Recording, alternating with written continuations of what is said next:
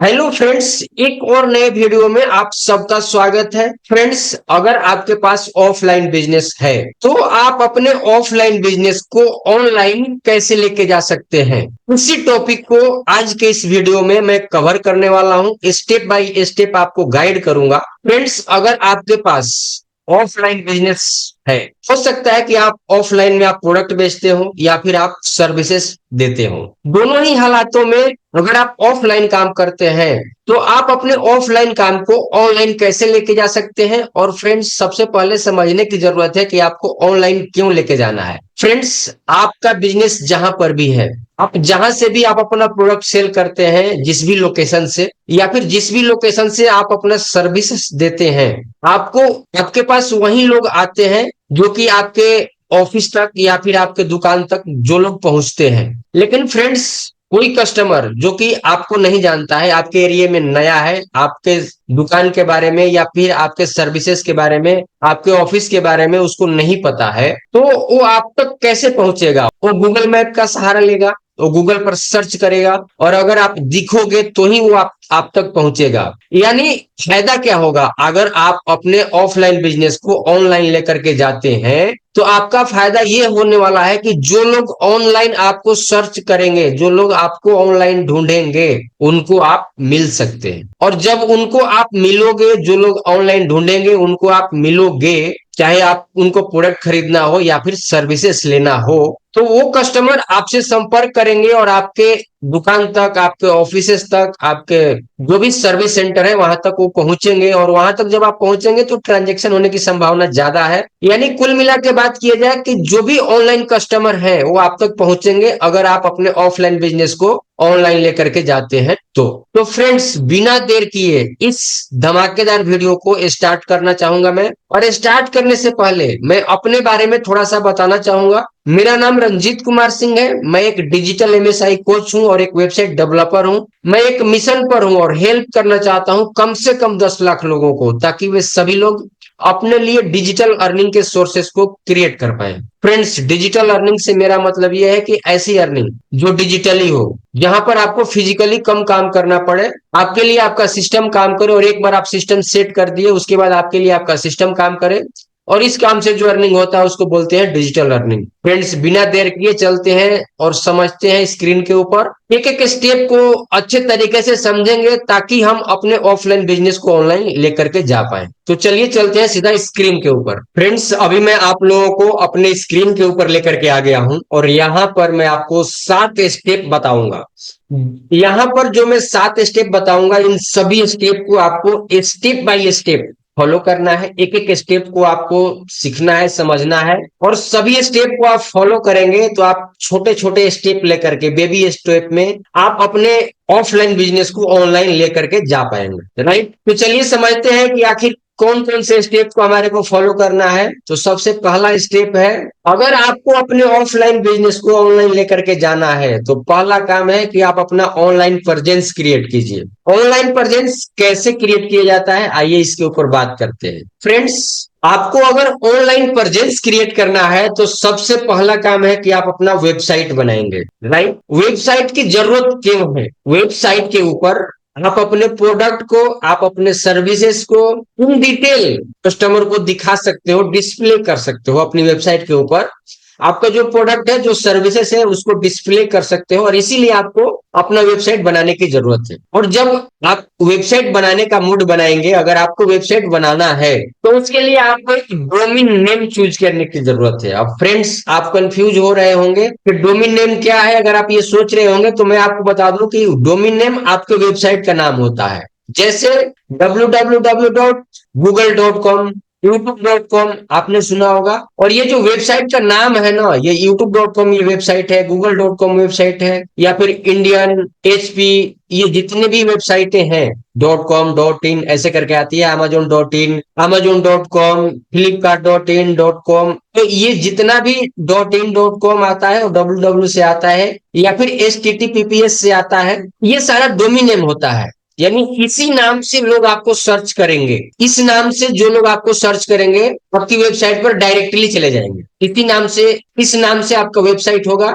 आपकी वेबसाइट इसी नाम से जानी जाएगी। यही होता है डोमेन नेम। डोमेन नेम जब आप चूज कर रहे हैं तो आपको ध्यान देना है कि आपका जो डोमेन नेम है वो आपके बिजनेस से मिलता जुलता होना चाहिए। आपके बिजनेस के नाम से मिलता जुलता आपका डोमेन नेम होना चाहिए। अगर सेम मिल रहा है, सेम नाम से अगर आपको डोमेन मिल रहा है तो ये सबसे बेस्ट है। और अगर आपको डोमेन नेम चूज करना है तो सिंपली आपको चले आना है क्रोम ब्राउजर के ऊपर। क्रोम ब्राउजर के ऊपर आएंगे, चले आएंगे, यहाँ पर हम टाइप करेंगे गोडैडी। ये गोडैडी की वेबसाइट आ गई godaddy.com। एक बार इंटर कर देंगे। अब यहाँ पर आपका बिजनेस जो भी है, आपका लॉजिस्टिक का बिजनेस है या फिर आप इलेक्ट्रिशियन है, इलेक्ट्रिशियन की सर्विस देते हैं या इलेक्ट्रिक प्रोडक्ट बेचते हैं, आपका जो दुकान का नाम है यहाँ पर आपको टाइप कर देना है। जैसे मैं यहाँ पर टाइप करता हूँ A to Z लॉजिस्टिक्स। हालांकि ये मेरा कोई बिजनेस नहीं है ये, लेकिन मैं आपको सर्च करके दिखा रहा हूँ। सीधा सर्च के बटन को क्लिक करेंगे। जैसे मैं सर्च के बटन को क्लिक किया हूँ, ये बता रहा है कि ये डोमेन है नहीं, ये मतलब प्रीमियम डोमेन है। इस डोमेन को अगर आप खरीदोगे तो बहुत ज्यादा आपको पैसा पे करना पड़ेगा, तो आपको इस डोमेन को नहीं लेना है। अब आप यहीं से आप ढूंढ सकते हैं, सर्च कर सकते हैं। आपका जो भी बिजनेस का नाम है ये बता रहा है A to Z listings.com available है, ये अवेलेबल है। तो आपको .com, .in, .net और .org इन चार एक्सटेंशन के अलावा बाकी सारे एक्सटेंशन के चक्कर में नहीं पड़ना है।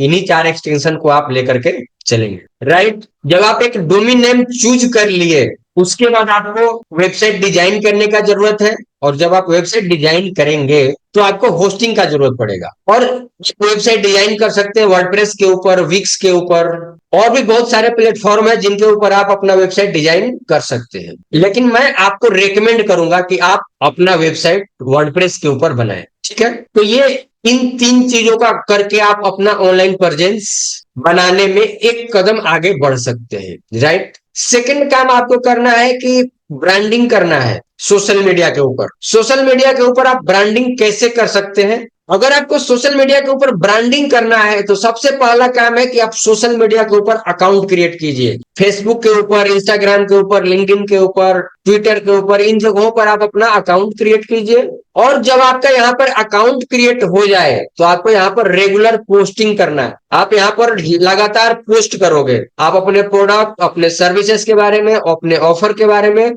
सब कुछ आप अपने ऑडियंस के साथ इंटरेक्ट करोगे। इसके साथ साथ आप सोशल मीडिया के ऊपर एड रन कर सकते हो, जिससे क्या होगा कि जो पोस्ट है वो मैक्सिमम अधिक से अधिक लोगों तक पहुंचेगा। आपका पोस्ट अधिक से अधिक लोगों तक पहुंचेगा अगर आप सोशल मीडिया एड का यूज करते हैं। आप सोशल मीडिया एड में आप फेसबुक और इंस्टाग्राम का आप यूज कर सकते हैं। यहाँ पर बहुत बड़ी ऑडियंस है और यहाँ पर कम कॉस्ट में आप यहाँ पर एड रन कर सकते हैं, राइट। तो सेकंड काम आपको ब्रांडिंग करना है सोशल मीडिया के ऊपर। तीसरा काम है आप ई कॉमर्स सेटअप कर सकते हैं, राइट। ई कॉमर्स अगर आपको सेटअप करना है तो आप ई कॉमर्स प्लेटफॉर्म का यूज कर सकते हैं। ई कॉमर्स प्लेटफॉर्म कौन सा है, एक बार बात करते हैं। ई कॉमर्स प्लेटफॉर्म है अमेजोन, फ्लिपकार्ट।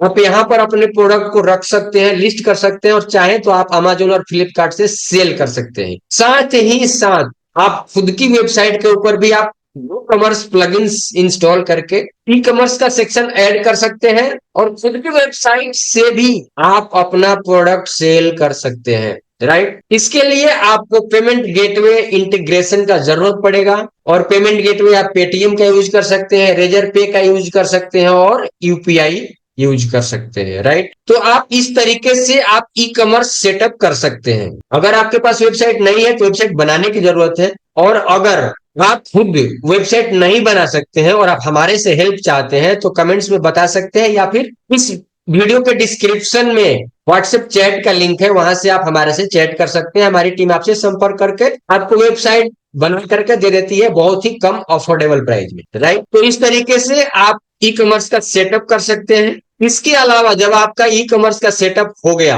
तो आपको डिजिटल मार्केटिंग का स्ट्रेटेजी बनाने की जरूरत है। फ्रेंड्स, डिजिटल मार्केटिंग का स्ट्रेटेजी में क्या क्या आता है? आप एक तो सर्च इंजन ऑप्टिमाइज कर सकते हैं। सर्च इंजन ऑप्टिमाइजेशन क्यों करना है? जब आप सर्च इंजन ऑप्टिमाइजेशन करते हैं तो आपकी वेबसाइट, आपका प्रोडक्ट, आपका सर्विसेज सर्च इंजन में दिखना शुरू हो जाता है।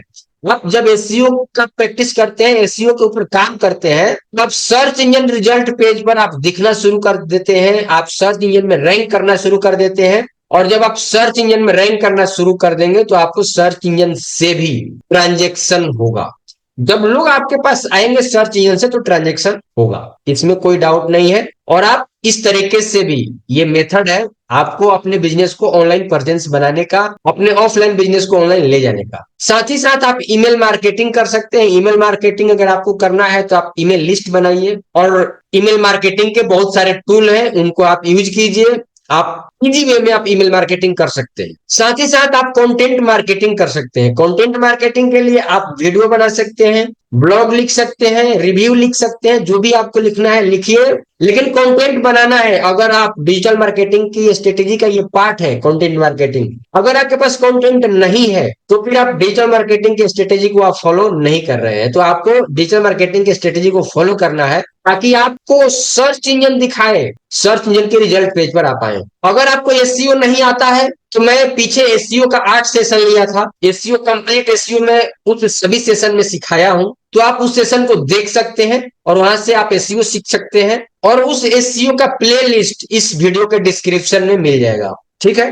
साथ ही साथ आप ईमेल मार्केटिंग के लिए रिसर्च कर सकते हैं। बहुत सारे टूल हैं, जिस भी टूल को आप परचेज करेंगे, इस भी टूल को आप पहले फ्री में यूज कीजिए। फ्री में अगर आपको समझ में आता है और आपको इजी लगता है तो आप उसका पेड वर्जन ले लीजिए। और पेड वर्जन जब आप लेंगे तो उनका सपोर्ट सिस्टम भी आपको हेल्प करता है, राइट। तो इस तरीके से आप डिजिटल मार्केटिंग के स्ट्रेटेजी को फॉलो कर सकते हैं। नंबर 5, आपको कस्टमर सर्विस और सपोर्ट सिस्टम बनाने की जरूरत है। फ्रेंड्स, कस्टमर सपोर्ट और कस्टमर सर्विस और सपोर्ट सिस्टम के लिए आप ऑनलाइन चैटबॉट और कस्टमर सपोर्ट का यूज कर सकते हैं। ऑनलाइन चैटबॉट इसलिए क्योंकि कोई भी व्यक्ति अगर आपसे चैट करना चाहे तो तुरंत वहां पर लाइव चैट कर सके और कुछ क्वेश्चन आंसर खुद चैटबॉट भी संभाल सके। साथ ही साथ आप एफएक्यू का सेक्शन अपनी वेबसाइट के ऊपर जोड़ सकते हैं। एफएक्यू में जनरली नॉर्मली क्वेश्चन होता है जो कि एक प्रोडक्ट को परचेज करने से पहले कस्टमर के दिमाग में आता है और उसको आप एफएक्यू में जोड़ सकते हैं। वहां पर आप क्वेश्चन और आंसर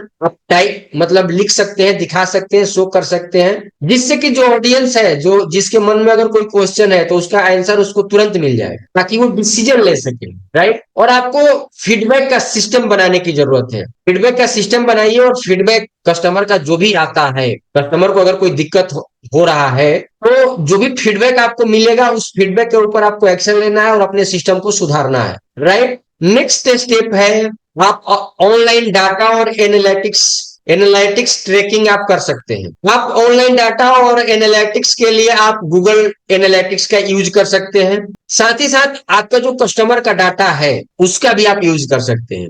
गूगल एनालिटिक्स और कस्टमर डाटा जब आप यूज करेंगे तो आपको समझ में आएगा कि जो कस्टमर आपके वेबसाइट के ऊपर आया है उसका क्या बिहेवियर है, वो क्या चाहता है, वो कहां तक गया था, क्या पेमेंट गेटवे में उसको कोई दिक्कत आया या फिर वो बटन क्लिक किया या फिर आ करके चला गया। तो ये बहुत सारे आपको टूल मिलेंगे आपको एनालिटिक्स के लिए। आप गूगल एनालिटिक्स को आप फ्री में यूज कर सकते हैं और आपका जो कस्टमर का डाटा है आप उसके लिए भी बहुत सारे टूल मिलते हैं, आप उन टूल का भी यूज कर सकते हैं। आपको थोड़ा सा रिसर्च करने की जरूरत है और जिस भी टूल को आप यूज करें उसका आप फ्री वर्जन पहले यूज कीजिए और उसके बाद उसको पहले ट्रायल बेस पर लीजिए और उसके बाद ही आप उसके किसी भी टूल को पेड वर्जन लीजिए, राइट। तो ये ऑनलाइन डाटा और एनालिटिक्स ट्रैकिंग का ये सिस्टम हो गया। लास्ट 7 स्टेप, 7वां स्टेप है कि आप अपने बिजनेस को गूगल मैप के ऊपर रजिस्टर कीजिए। अब आपको अपने बिजनेस को गूगल मैप के ऊपर क्यों रजिस्टर करना है, इसका दो फायदा होने वाला है। एक तो आप लोकल सर्च में दिखना शुरू करोगे। वैसे कोई आपके दुकान के 100 मीटर 200 मीटर या 1 किलोमीटर के दायरे में है और सर्च करता है नियर मी और उस 1 किलोमीटर के दायरे में आप हैं तो आपके पास गूगल खुद ही बताएगा कि ये बिजनेस यहाँ पर अवेलेबल है। साथ ही साथ आपका गूगल मैप के ऊपर विजिबिलिटी बन जाती है, आप गूगल मैप के ऊपर आपका प्रेजेंस बन जाता है। तो इसीलिए आपको गूगल मैप के ऊपर रजिस्टर करने की जरूरत है। फ्रेंड्स, ये 7 स्टेप मैं बताया हूं। पहला काम है आपको ऑनलाइन प्रेजेंस क्रिएट करना है अपने बिजनेस के लिए, अपने बिजनेस का ऑनलाइन प्रेजेंस क्रिएट करना है, उसके लिए जो भी स्टेप मैं बताया हूं उसको आप फॉलो कीजिएगा। आपको सेकंड काम करना है, ब्रांडिंग करना है सोशल मीडिया के ऊपर। सोशल मीडिया के ब्रांडिंग के लिए भी जो स्टेप मैं बताया हूं उसको आप फॉलो जरूर कीजिएगा। आप अपना ई कॉमर्स का सेटअप कर सकते हैं। ई कॉमर्स का सेटअप आप थर्ड पार्टी से कर सकते हैं, यानी अमेजोन, फ्लिपकार्ट का के थ्रू कर सकते हैं, या फिर खुद के वेबसाइट पर भी कर सकते हैं। साथ ही साथ डिजिटल मार्केटिंग का स्ट्रेटेजी आप अपनाएंगे, customer service and support system को आप बनाएंगे, और साथ ही साथ जो भी डाटा मिलेगा उसका एनालिटिक्स करेंगे, उसका ट्रैकिंग करेंगे। साथ ही साथ आप रजिस्टर करेंगे गूगल मैप के ऊपर। इन 7 स्टेप को आप फॉलो करते हैं तो आप इजी वे में बेबी स्टेप लेते हुए, छोटे छोटे स्टेप को लेते हुए आप अपने बिजनेस को ऑनलाइन लेके जा पाएंगे। पता ही नहीं चलेगा कि कब आपका बिजनेस ऑफलाइन था और कब ऑनलाइन चला गया। अगर छोटे छोटे स्टेप को आप लेते हैं तो इजी वे में आप अपने बिजनेस को ऑनलाइन लेके जा पाएंगे। उम्मीद करता हूं कि ये वीडियो आपके काम आएगा, और इस वीडियो में अगर आपको कुछ वैल्यूएबल जानकारी मिला है, ये वीडियो आपको पसंद आया है, तो वीडियो को लाइक कीजिएगा और चैनल को सपोर्ट करने के लिए चैनल को सब्सक्राइब कीजिएगा। Thank you so much for watching this video. मिलते हैं आपसे एक और नए वीडियो में एक और नई जानकारी के साथ। तब तक के लिए सीखते रहिए, जीतते रहिए। जय हिंद।